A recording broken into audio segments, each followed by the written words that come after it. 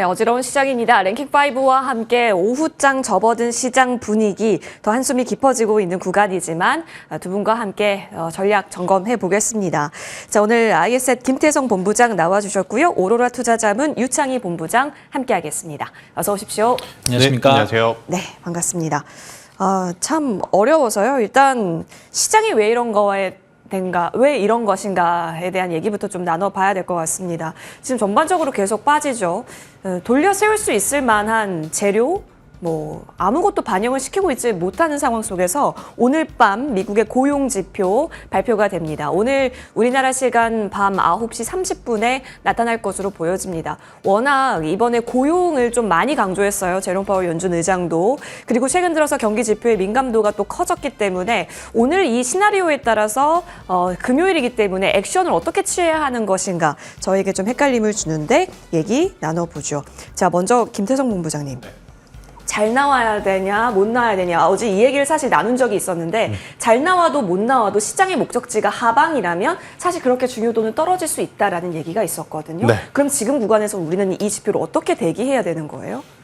일단 우리나라 시장을 생각하면 잘 나와야 되겠죠. 잘 나와요. 그래야 일단 뭐라도 좀 희망을 얹어보는 그러한 상황이 되지 않을까 싶은데 일단 이번 주 수요일부터 그리고 이제 수요일 목요일 그리고 이제 오늘 미국 증시에서 지표 발표들이 굉장히 많았습니다. 수요일날 졸트부터 시작해서 어제 PMI랑 아무래도 이제 실업률에 대한 이야기들이 많이 나왔는데 지금 왜 방향성을 설정하기가 어렵냐면 수요일의 방향성과 목요일의 어떤 지표 방향성이 조금은 엇갈리는 행보를 좀 보이고 있어요. 그래서 많은 투자자분들이 오늘 저녁에 있을 비농 쪽에 이제 굉장히 집중을 하는 상황이고 그러면 결국 결판은 금요일 내일이죠. 그러니까 내일 이제 미국 증시 마감한 흐름을 보면서 우리나라 시장이 따라갈 가능성이 굉장히 높은데 우리나라는 또 연휴라는 그렇죠. 이 돌발 변수가 있는 상황이라서 아무래도 이제 시장의 수급이 과감하게 들어오기에는 다소 좀 부족한 그러한 상황이 아닐까라는 생각이 들어서요. 일단 지표가 먼저 잘 나오는 게 우선일 것 같고 잘 나온다 하더라도 공격적으로 수급을 보탤 수 없는 게 일정적인 이제 이슈도 있기 때문에 저는 오늘도 그렇지만 다음 주까지는 시장에 뚜렷한 어떤 이슈가 없다면 흘러내리는 조정은 피할 수 없지 않을까라는 조심스러운 의견 한번 드러내보도록 하겠고요. 대신에 이런 시장 속에서도 지금 강한 종목군들은 있거든요. 네. 그러니까 그런 쪽에서 단기 매매 전략을 세우시거나 아니면 이제 그런 쪽의 종목을 포트에 한번 담아 보시는 것이 저는 낫지 않겠는가. 그 종목은 제가 또 오늘 토픽으로 가져왔기 때문에 종목 이야기는 잠시 후에 해드리도록 하겠습니다. 네, 이렇게 포지션 잡기 어려운 시장에 있어서도 대피 종목이 있다면 그 종목은 어떤 관점으로 또 도출해 주셨는지 잠시 후 얘기 들어볼게요. 사실 실업률 4.2까지가 지난달이었잖아요. 그러다 보니까 이제 추가적으로 저희도 일단 잘 나오는 쪽으로 응원하면서 바라봐야 될 것 같습니다. 자, 그 가운데 외국인은 코스피 시장에서 계속해서 뺀다라는 거. 수급이 돌아오려면 우리는 어떤 기대를 걸어야 하는지 유창희 본부장님. 네. 사실 지금 그래서 믿을 게 오히려 확실한 밸류업 쪽이냐라는 얘기가 나오고 있는데 또 한편에서는 통신주나 이런 유틸리티까지 올라간다라는 것은 이제 시장이 완전히 꺾여진 분위기들을 반영하는 거다라는 얘기까지 나오고 있는 거거든요. 근데 외국인이 그럼 어디를 좀 사줄 수 있는 것인가라고 봤을 때 트리거가 될 수 있을 만한 재료는 뭐라고 보세요? 저는 사실은 시장이 좀 하락을 하다 보니까 방어주라든지 그리고 환율 수혜주들 이런 쪽으로 해서 일부 매수가 들어오고 있는 건 맞습니다. 그런데 이쪽이 엄청나게 퍼포먼스를 낼 수 있을 것인가? 전 그러진 못할 거라 생각하고 있어요. 물론 이제 환율 수혜주로 원화 강세 수혜주로서 항공이라든지 금융, 유틸리티 쪽은 전 좋게 보고 있어요.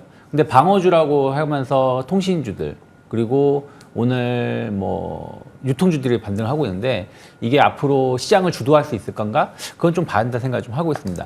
결국 외국인들 매도가 계속 나오고 있는데 이 매도는 사실은 삼성전자하고 하이닉스에 집중된 매도라고 보시면 될 것 같아요. 8월 1일부터 9월 5일까지 본다라면 외국인들 한 5조 원 정도의 순매도를 보여주고 있는데 삼성전자가 3조 5천억이고요. 그리고 하이닉스가 1조 1천억입니다. 그러니까 한마디로 거의 대부분 90%가 이 두 종목에 집중되어 있다는 것이죠. 그래서 지금 수급이라는 것은 외국인들이 돌아온다. 그러면 본인들이 많이 팔았던 쪽이 이제 좋아진다는 어떤 확신이 있을 때 들어온다 생각하고 있거든요. 그러면 삼성전자 하이닉스의 실적이 이쪽에 대해서 매수가 들어오려면 실적이 확인됐다라는 부분들, 아 이제 더 좋아진 게 맞구나. 그리고 오히려 주가가 너무 많이 빠져 있구나라는 어떤 인식이 있을 때 들어온다 생각하고 있고, 그게 아니다. 그러면 아예 다른 섹터로 해서 완전히 판이 네. 변경됐을 때 들어오는 것인데, 그러기에는 지금 그건 아직 안 보인다는 거죠. 그래서 일단은 외국인들 수급은 당분간은 좀 중립적인 시각, 그러면서 여전히 사실은 지수 플레이 할 때 혹은 시장이 이렇게 안 좋을 때 팔기 쉬운 게 삼성전자 하이닉스입니다. 네. 다른 종목들보다는. 그래서 그러다 보니까 이쪽에 대한 어떤 매도가 나오는 것이고, 여기서 매도가 이제 줄어들거나 혹은 매수 기조로 변한다라면 이제 시장은 좀 좋아지고 있구나라는 것을 기대할 수 있지 않을까 판단하고 있습니다.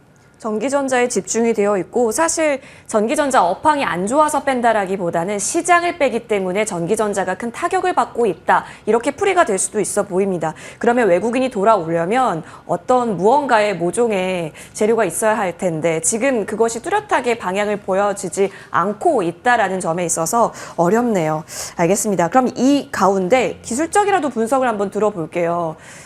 본부장님, 네. 지금이 되게 중요한 위치잖아요. 8월 5일의 저점, 그리고 9월 4일의 저점. 블랙 먼데이, 블랙 수요일. 지금 어떡해요? 이게 W가 되면 참 좋겠는데 네. 방향이 더 꺾이게 되면 이건 진짜 더 하방을 열어놔야 되는 거잖아요. 만약 여기서 더 꺾이면 오히려 이제는 뭐 어찌 되었든 승부를 좀 봐야 되는 거죠. 매수로. 그래서 대응을 할 거라면 어제 이제 대응을 하시는 게 맞았던 예. 건데, 사실 어제 같은 흐름에서도 대응하기가 어려운 것은 사실이고, 네. 왜냐하면 우리가 지금 계속 이유를 찾고 있잖아요. 올라갈 만한 이유는 뭐뭐뭐가 될 것이다. 또 이제 우리가 그것을 기다려야 하는 게 지표이기 때문에 아마 손 놓고 지금 HTS 닫고 그냥 계신 분들이 훨씬 더 많을 거라 생각이 들어요. 오히려 만약 지난 8월 5일 날 일어났었던 블랙몬데이 그 밑으로 내려가게 되면 그때는 사실은 저는 오히려 우리에게 기회는 온 것이다 라고 저는 이야기를 드릴 수는 있을 것 같고, 대신에 이제 한 가지 전제 조건이 있습니다. 만약에 정말 만에 하나 그런 조정이 나왔을 때 이유가 경기 침체라면 달라지죠. 경기 침체라고 하면 일단은 비중을 줄이고 추후에 다시 그것들을 좀 변화시킬 수 있을 만한 트리거가 나올 수 있을 때까지 기다려야 하는데, 그렇지 않고 8월 5일 날 나왔었던 어떤 엔캐리에 대한 수급, 그러니까 수급으로 인해서 조정이 나오게 되면 그때는 기회가 또다시 우리에게 오는 것일 수도 있다. 그래서 하락이 나오냐 안 나오냐 이것보다 만약에 나왔을 때 그 이유를 저는 체크를 하시면서 대응 전략을 고민을 미리 해두셔야 된다라는 의견 한번 들어보도록 하겠습니다. 지금 방향을 좀 하방으로 잡혀가고는 있기는 한데 고용지표 나오기도 전이잖아요. 그렇기 때문에 추가적으로 만약에 하방이 내려진다면 그때 이유를 우리는 더 뚜렷하게 판단하고 적극적인 매수 가담이 때인지 판단할 필요 있다? 알겠습니다. 근데 사실 지금 많은 시청자분들께서 뭐 경기다, 매크로다 얘기도 많지만 지금 우리 시장에 있어서 브레이크 잡고 있는 쪽이 금투세 관련한 논쟁이 이어지고 있고, 뚜렷하게 방향이 나오지 않다라는 점이 가장 큰 문제가 아니냐라는 얘기도 나오고 있습니다. 이게 뭐 추석 이후에 뭔가 좀 논의점이 나오게 될지 사실 빨리 나왔으면 하는 바람도 있기는 한데, 유창희 본부장님, 거래량이 참 부족해진 시장이잖아요. 이게 금투세 보완 법안 발의가 된다면 어느 정도 기폭제는 될까요? 효과는 어느 정도라고 보십니까? 저는 없을 거라고 보고 있어요. 네, 지금 거래량이 줄어들거나 거래량에 대금이 없는 것은 사실은 8월 중순부터 8월 초까지 주가 급락이 나오면서 신용융자 자금이 한 3조 원 가까이 줄었거든요. 그런데 그 줄어든 거는 반대 매매에 의해서 형성이 된 거예요. 그럼 자금이 그만큼 순식간에 들어오기 힘들다 생각하고 있고요.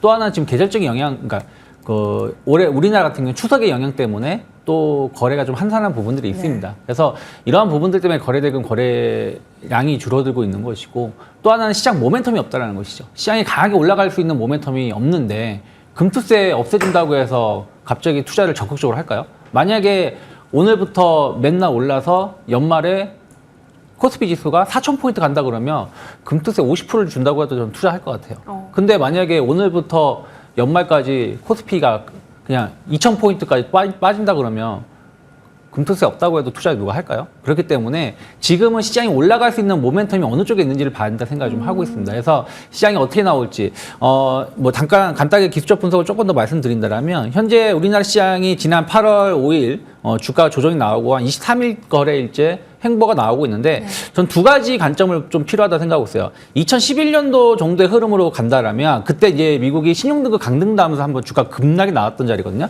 상승하는 그 상승이 꾸준히 유지되던 가운데 근데 이때 이제 바닥을 다지면서 다시 턴하는데 한 40거래 정도 시간이 소요가 됐었고요. 또 그러면은 앞으로 한 2주 정도만 좀 2, 3주 정도만 지나면 어느 정도 바닥이 나올 수 있다는 어떤 기대감이 좀 있는 거고 또 다른 사례를 본다라면 2004년도에도 증시가 상당히 장기 랠리를 보여주고 있다가 그때도 뭐 인플레이션, 미국 뭐 금리 이런 이슈 때문에 주가가 하락이 나왔었습니다. 근데 그때 당시에는 기간 조정이 거의 한 60일 정도 주가가 급락이 나오고 나서 거의 한 60일 가까이가 바닥을 다지면서 그다음에 주가가 올라왔다고 보고 있어요. 그래서 앞으로 한 2, 3주 정도 지나면 이게 이제 옆으로 기는 기간 조정으로 갈지 아니면 완만한 계단식 상승이 나올지가 결정이 날 수 있기 때문에 결국은 2, 3주면 FOMC예요. 그래서 FOMC의 흐름을 좀 확인하면서까지는 조금 보수적으로 접근하는 게 맞지 않나 판단하고 있습니다. 그렇다면 9월 말까지는 조금 이런 지지부진한 방향이 좀 펼쳐질 수도 있지 않을까. 마이크론의 실적 그리고 FOMC 전반적인 시장을 좌지우지할 수 있는 빅 이벤트까지는 조금 확인이 필요해 보입니다. 시장에 대한 얘기 좀 나눠봤는데요. 지금은 보수적인 관점에서 바라볼 수밖에 없고 단기 포지션에 있어서의 시장 반응은 여전히 예측 가능한 구간으로서 정리 내려보겠습니다. 자, 이어서 두 번째 랭킹으로 넘어가서요. 반도체 얘기 좀 해봅시다. 아까 전에 외국인이 전기전자를 그렇게 많이 빼고 있다더라. 그러다 보니까 힘을 내주지 못하고 있는 쪽에서 지수라든지 시장을 받쳐줄 수 있는 섹터가 부재하다라는 게 아닐까 싶은데 간밤에 브롤컴의 실적 가이던스가 또 실망이 나오게 됐습니다. 사실 실적은 예상치를 웃돌았는데 가이던스에서 또 발목을 잡았다라는 거죠. 이건 사실상은 심리의 반영일 수도 있겠는데 SK하이닉스, 삼성전자는 어제도 기대를 했지만 반등 실패했고요. 오늘도 다시 또 밀어냅니다. 자, 반도체에 대한 우려는 참 큽니다. 자, 김태성 본부장님. 어쩌죠? 이게 반도체는 사실상 엔비디아가 올랐음에도 불구하고 이제는 엔비디아와는 따로 논다라고 보시는 거예요? 아니면 엔비디아에서 더 확실하게 쳐줘야 된다라는 거예요? 만약에 반등이 나올 거라면 엔비디아에서 어떤 확실한 시그널이 좀 나와줘야 될 것 같은데 그렇지 않아도 그래도 조금이나마 희망을 가졌던 건 퀄컴, AMD 이러한 기업들이 엔비디아가 빠졌다 하더라도 자기들만의 본연의 모습을 보여줬기 때문이었는데 퀄컴이 좀 아쉽게 됐죠. 그러니까 시간 내에서 지금 6% 정도 하락이 계속 이제 나오고 있는 상황이라 뭐 오늘 장 열려봐야 알겠지만 일단 그렇게 나쁜 숫자는 아니었거든요. 그러니까 엔비디아와 거의 이제 유사한 지금 상황이라고 보시면 됩니다. 굉장히 좋은 숫자였음에도 불구하고 향후에 이제 조금은 이제 불안감을 혹은 이제 불확실성을 좀 내포하다 보니 고점에서 일정 부분 이제 차익 매도 물량이 나온 그러한 상황. 그러니까 우리나라 삼성전자와 SK하이닉스와의 위치가 다르다라는 것을 좀 인지를 하셨으면 좋을 것 같아요.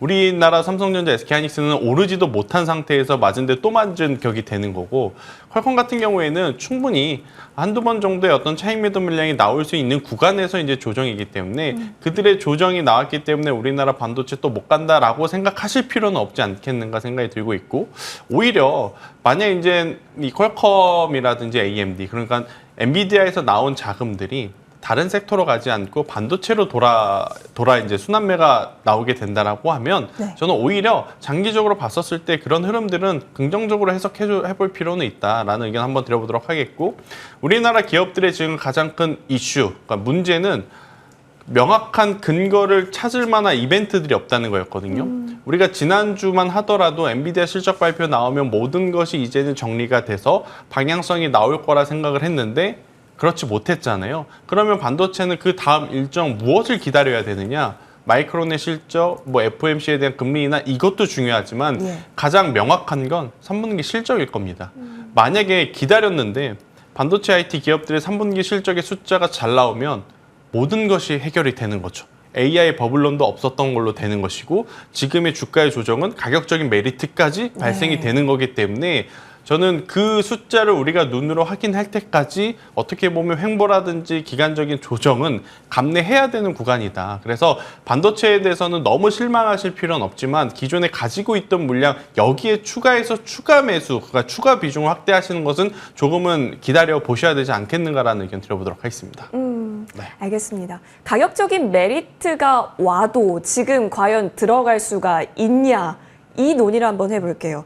삼성전자가 한 7만 원 내려오면 사야지 하셨던 분들 계셨을 것 같은데 지금 6만 8,900원입니다. 손 나가십니까? 이거에 대한 답을 어떻게 찾아봐야 할까요? 이게 삼성전자 7 아래면 사야지 했던 분들에게 있어서는 지금 살 수 있냐는 거죠. 그렇다고 한다면 한미반도체 한번 볼까요? 진짜 오랜만에 앞자리 9를 보고 있습니다. 이 종목이 20만 원 넘어갈 줄 알았거든요. 지금 딱 6월 14일 저 자리에 보이네요. 19만 6,200원.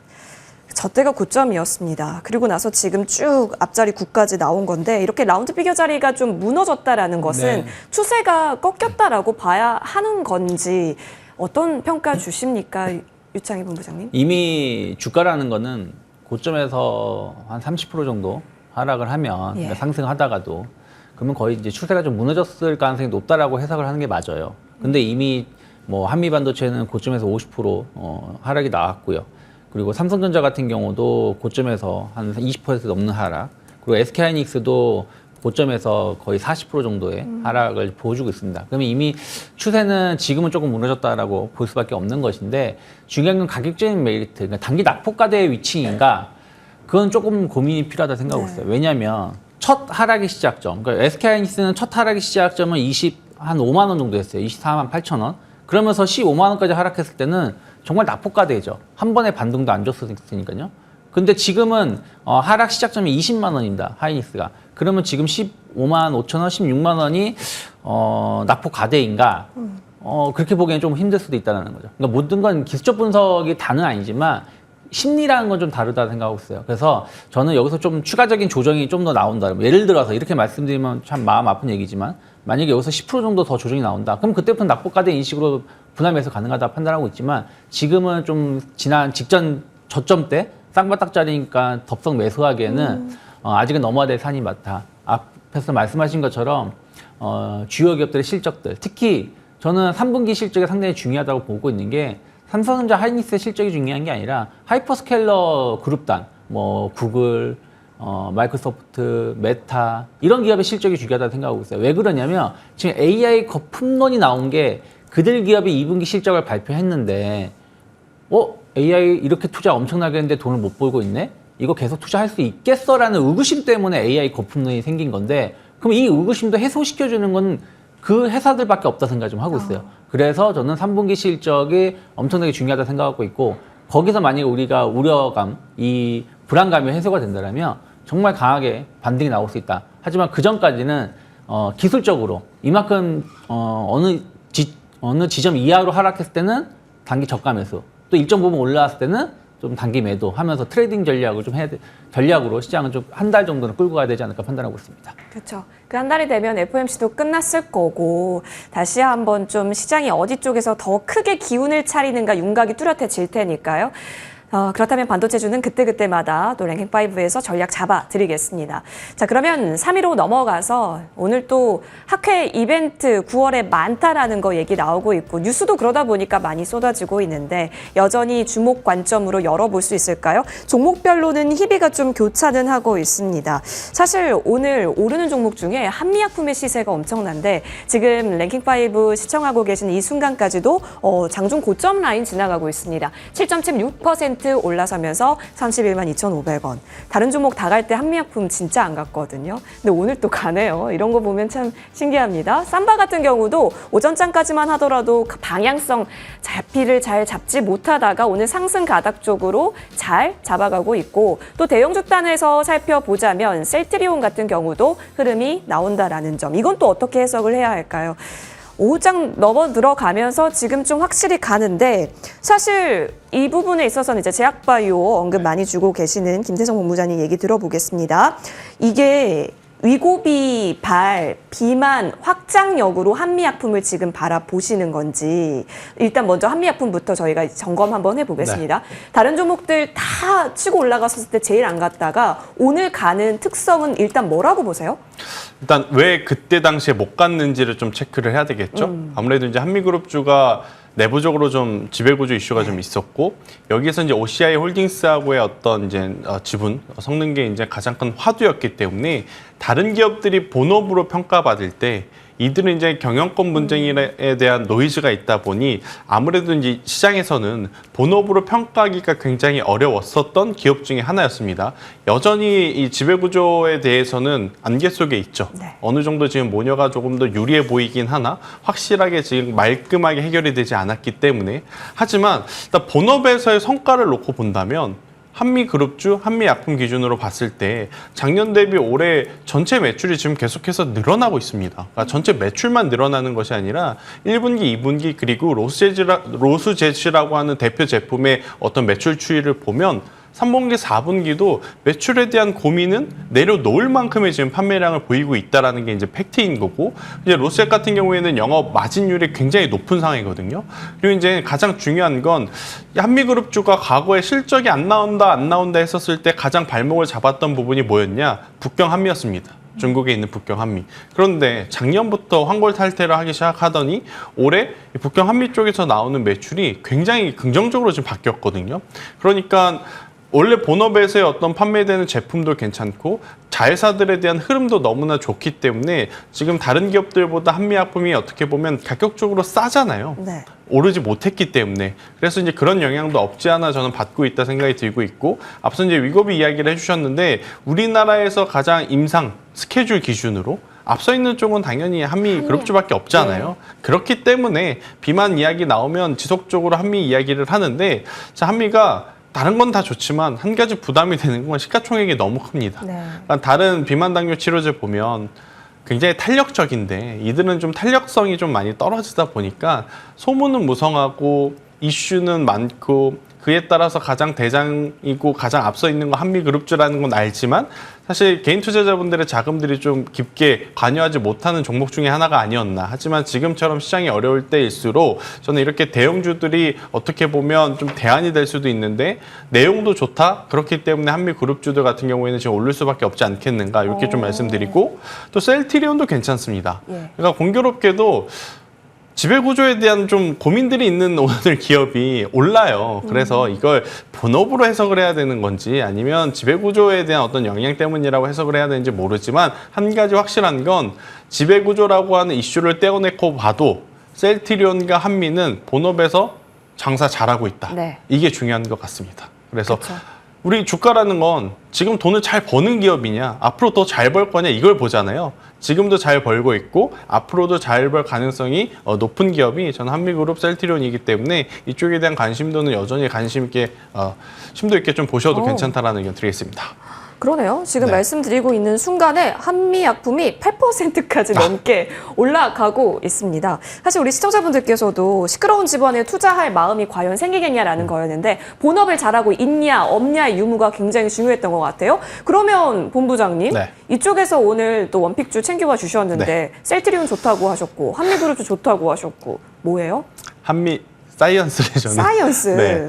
많은 분들이 잘못 알고 계시는 것 중에 하나가 한미 약품이 한미 그룹의 지주사라고 알고 계신 분들이 많더라고요. 그런데 한미 사이언스가 한미 약품 위에 있어요. 그러니까 한미 약품을 포함하고 있는 게 한미 사이언스이기 때문에 지배구조에 대해서 여러 가지 노이즈가 나오면 아무래도 이제 지분을 이쪽 저쪽에서 확보를 하기 위해서 주식을 사지 않겠습니까? 그렇게 되면 한미약품도 좋지만 본업으로 평가를 받아서 좋지만 본업 플러스 지배구조에 대한 어떤 이슈까지 좀 다 안고 갈 수 있는 쪽이 저는 한미사이언스가 아닌가라는 생각이 들어서 사실 제가 좀 준비했을 때만 해도 가격대가 32,000원 좀 밑이었거든요. 근데 지금 방송을 하는 도중에 쭉 올라가고 있는데 이렇게 되면 지금 막 쫓아가시기보다는 저는 오늘 종가에 한번 여러분들이 관심 있게 한번 보셨으면 좋겠다 생각이 들고 있고 종가에 만약에 트레이딩 전략을 세우신다면 손절 라인은 3만 원이라는 가격대 그러니까 오늘의 저점이 이탈하면 그냥 손절하겠다라고 생각하시는 분들은 손절가 3만 원 그리고 이제 목표가는 추가 상승 시에 1차적으로는 4만 원이 될 것 같고요. 4만 원이라는 가격대 돌파하게 되면 저는 5만 원까지 봐도 괜찮다라는 의견 드려보도록 하겠습니다. 오늘 종가 부근부터 노려보는 전략으로 한미사이언스 원픽 챙겨주셨으니까요. 잘 저장해 보시길 바라겠습니다. 자, 그렇다고 한다면 제약바이오주 전반적으로 좀 확산시켜서 이제 이벤트가 줄줄이 좀 나오지 않습니까? 그러다 보면 사실 대한민국 시장의 투자자라면 언제 빠져나가야 하는 것인가에 대한 고민도 해야 될 수밖에 없어서요. 유창희 본부장님, 네. 지금 이렇게 학회가 많잖아요. 세계 폐암학회, 뭐 유럽 종양학회. 사실상 지나고 나면 세론적 성향이 더 클까요? 아니면 오히려 더 효과성 입증이라고 하는 부분이 줄 힘이 더 클까요? 사실 그거는 이제 지나고 그 봐요? 사이에 주가가 네. 먼저 올라왔느냐 안 올라갔느냐 차이죠. 그러니까 네. 무슨 얘기냐면 어떤 학회에 대해서 이번에 어떤 회사가 엄청난 발표를 한다. 그러면서 주가가 먼저 기대감에. 올라왔다라면 네. 학회 발표 끝나면 더 이상 이벤트가 없겠죠. 그러니까 하락을 하는 것이고 그냥 아무 생각 없이 있었는데 이번에 그 내용 결과 상당히 좋았다. 그러면은 주가는 급등하는 거겠죠. 그래서 사실은 이벤트 전까지 주가가 얼마나 반응을 했는지가 중요하지 않나 생각하고 있기 때문에 그런 부분들 참고하시면 좋겠고요. 사실은 이것은 근본적인 문제 해결책은 아니라 생각하고 있어요. 학회에서 좋은 결과를 냈다고 해서 그 회사의 실적이 좋아지는 건가요? 그건 아니라는 거죠. 왜냐하면 제품이 나오고 그 제품이 판매가 되는 것까지 시간이 필요하기 때문이라는 네. 것이죠. 그렇기 때문에 결국엔 만약에 어쨌든 지금 9월 달이에요. 그럼 이제부터 우리가 집중해야 될 것은 3분기 실적이 좋게 나올 수 있는 기업들에 대해서 우리가 먼저 선점을 해야 된다는 것이죠. 특히 지금처럼 조정이 나올 때는 선점하는 게 더 좋은 가격에 선점할 수 있는 거 아니겠습니까? 그래서 저는 3분기 실적에 대한 어떤 기대감이 있는 기업들, 뭐 대표적으로 방금 앞에서도 말씀하셨지만 뭐 셀트리온이라든지 한미약품 같은 기업들, 특히 셀트리온 2분기 실적 엄청 좋았습니다. 근데 주가가 전혀 반응하지 맞아요. 못해줬어요. 그리고 삼성바이오로직스 같은 게 오늘 올라가고 있는데 충분히 저는 100만 원 돌파 가능하다 생각하고 있어요. 그럼 이런 기업들은 조정 시에 충분히 분할 매수할 수 있다 생각하고 있고요. 그리고 이제 뭐 성장주 쪽에 보겠다 바이오 내에서 그러면 ADC 쪽을 계속 봐야 된다 생각을 좀 하고 있어요. 이 ADC를 활용해가지고 계속해서 새로운 부분들에 대해서 만들어가고 있는 부분들이 좀 있기 때문에 뭐 리가켄바이오, ABL바이오 같은 기업들 꾸준하게 체크하실 필요가 있지 않나 판단하고 있습니다. 지금 구간에서 사실 고민돼요. 왜냐하면 고점 만들고 살짝 내려왔는데 이게 기회인 건지 아니면 세론의 과정인 건지 궁금했는데 결국에는 포인트를 실적으로 잡고 계셨기 때문에 이 부분도 체크해 보시면 좋겠습니다. 자, 그러면 4위로 넘어가서요. 오늘 또 핫하게 움직이고 있는 쪽 확인해 보겠습니다. 자율주행 소프트웨어에 대한 얘기 오늘 아침부터 계속해서 들으셨을 것 같은데 지금 현재 사실 퓨런티어가 상한가에 갔다가 지금 구간에서는 27%대 나오고 있으니 다시 도전을 할지 지금 포인트 짚어지고는 있습니다만 사실 FSD 확대 이게 뭐 결국에는 그 규제 당국의 승인이 있어야 되는 거다라고까지는 얘기 나오는데 출시 기대감에 벌써부터 움직입니다. 지금 이거 따라가도 괜찮을까요? 왜냐면 상한가가 풀렸다라는 점이 일단 종가까지는 지켜봐야 되는 재료로서 봐야 하는지 유창희 본부장님. 저는 사실은 자율주행 관련돼서 테슬라 이슈 때문에 올라왔다라고 본다면 저는 파는 게 맞다 생각을 좀 하고 있어요. 왜 그러냐면 테슬라가 중국 시장에 상반기에 중국 시장에 진출한다 허가를 이제 중국의 정부의 허가를 받았다고 해서 움직였을 때 그들 기업이 반응을 했지만 과연 주가가 연속적으로 올라갔었는가 본다면 전혀 아니거든요. 오히려 저점을 이탈하면서 하락을 했어요. 그럼 내년에 유럽하고 중국에 진출한다고 했는데 이거 자체가 그들 기업의 주가를 끌어올릴 수 있는 모멘텀이 될까? 저는 그것도 봐야 된다 생각 좀 하고 있습니다. 실질적으로 테슬라 이슈가 있어서 올라가는 것이지 이들 기업이 낙수 효과로 인해서 실적이 엄청나게 좋아진다고 보기에는 좀 힘들다고 저는 판단하고 있기 때문이에요. 하지만 정말 자율주행 관련해서는 현대차 그룹이 이번에도 인베스터데이에서 발표를 했지만 그렇죠. 자율주행 관련해서 현대차가 상당히 뒤쳐져 있는 부분들을 좀 많이 하기 위해서 매년 노력을 하고 있어요. 그러면 이쪽에 대해서 정말 기술력이 있는 기업, 수혜를 입을 수 있는 기업들을 봐야 된다 생각을 좀 하고 있고 뭐 예를 들어서 사실은 지금 주가는 안 좋지만 대표적인 기업이 LG이노텍, 삼성전기 같은 회사 아니겠습니까? 특히 LG이노텍은 이미 현대차 그룹하고 자율주행 관련해서 협업을 하기로 얘기를 했었던 것이죠. 그래서 저는 중소형 기업보다는 좀 중대형 쪽으로 해가지고 정말 실적이 나오고 있고 기술력이 있는 기업들을 중장기적인 관점에서 봐야 되는 것이지 단순하게 어떤 기업이 뭐 합니다 하면서 따라 붙는다. 그러면 다음 달에 수익 날 수도 있겠지만 바로 그 다음날 또 급락이 나올 수 있습니다. 요즘에는 테마 장세가 워낙에 그날 이슈가 있으면서 움직이기 때문에 현재 가격에서의 어떤 뒤늦은 추격 매수는 좀 주의를 해야 되지 않을까 판단하고 있습니다. 그럼 미래 먹거리로서 그 산업 보고 투자하겠다라고 본다면 대형 주단이 더 좋다라고 얘기해 주셨는데 유창희 대표님 지금 자율주행 관련주 다 나오고 있지만 여기서 대형주로 살펴볼 수 있는 것은요. 어떤 전장 쪽 아니면 확실히 소프트웨어 쪽에서 현대차 그룹 내에 있습니다. 오늘 원픽은 어디로 보시나요? 저는 현대 오토에버 보고 있습니다. 뭐 어찌됐든 우리나라에서 마음에 들든 안 들든 차량 거의 한 80% 시장 점유하고 있는 게 현대기아예요. 예. 그럼 현대기아 쪽에서 어떤 퍼포먼스를 낼 수 있는 기업하고 같이 봐야 된다는 생각인데 현대오토에버는 유일하게 현대그룹사에서 소프트웨어를 사업 부분을 담당하는 기업이고요. 자율주행 차량에 계속해서 라인업이 확대가 되고 있고 그 기능도 계속 업그레이드 되고 있습니다. 여기 관련해서 현대오토에버 1분기 실적 상당히 좋았고요. 2분기 실적도 좋을 거라 생각하고 있어요. 최근 3, 4년 동안 실적 성장세를 본다면 상당히 좋습니다. 그럼에도 불구하고 주가는 계속해서 저점대에서 횡보세를 보여주고 있기 때문에 저는 하반기 실적이 아직 주가에 선반영되지 못했다 생각하고 있기 때문에 일단 단기 목표가 한 18만 원 정도 열어놓고 있고요. 지난 8월 5일 저점 14만 원 마크 이탈하지 않는다라면 뭐 분할 매수도 가능하지 않나 판단하고 있습니다. 네. 앞서 이제 현대오토에버 계속해서 이제 긍정적으로 보시는 뷰가 많이 모여집니다. 18만 원 구간까지는 목표가 잡고 보시니까요. 자율주행 소프트웨어 관련해서는 꼭 핵심 주로서 여러분 벤치마킹 해보시면 좋겠습니다. 자, 좋습니다. 그러면 이제 이쪽으로 한번 넘어가 볼게요. 오늘 오랜만에 전기차 화재 안전관리 대책이 발표가 돼서일까요? 시세 흐름이 좀 나오는 쪽도 있어 보입니다. 일단 내용 보니까 가장 핵심 골자는 배터리 중요 정보 의무 공개화 이쪽인 것 같은데 김태성 본부장님 정확한 이 대책 발표와 실수혜주를 연결시켜 봤을 때 여력 있나요?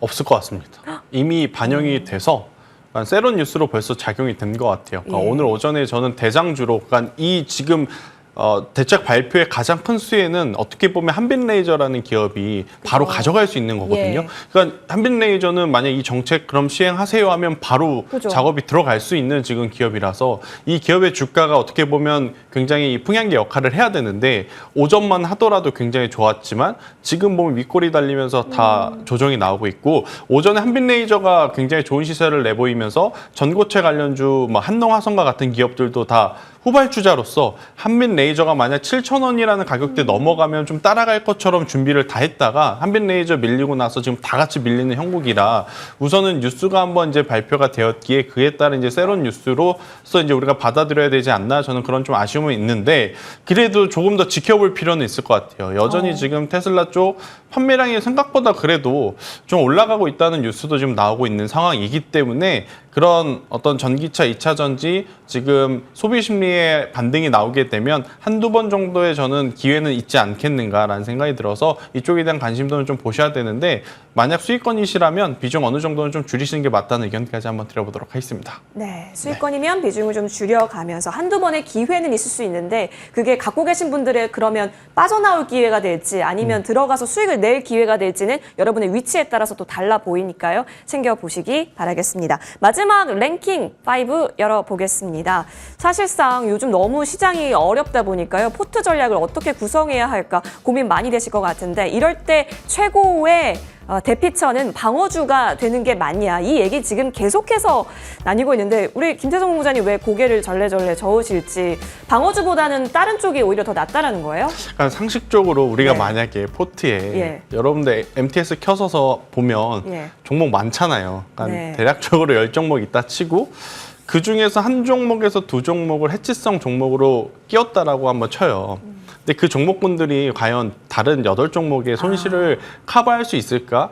계산을 해보면 어렵거든요. 그래서 저는 개인적으로 해치성 종목을 그렇게 막 좋아하진 않아요. 그래서 경기 방어주라고 이야기 드리는 어떤 통신주들은 그렇게 개인 투자자들에게 저는 매력이 없다 생각이 들거든요. 근데 지금까지 참았다가 마지막 끝에 지금이라도 통신주 넣어야 되나 하는 순간 또 시장은 거짓말처럼 경기 방어주 빠지고 다시 성장주의 반등이 나오는 그러한 경우가 많기 때문에 저는 오히려 경기 방어주로 사실 돈이 있다면 그 현금을 가지고 있는 게 맞을 것 같고요.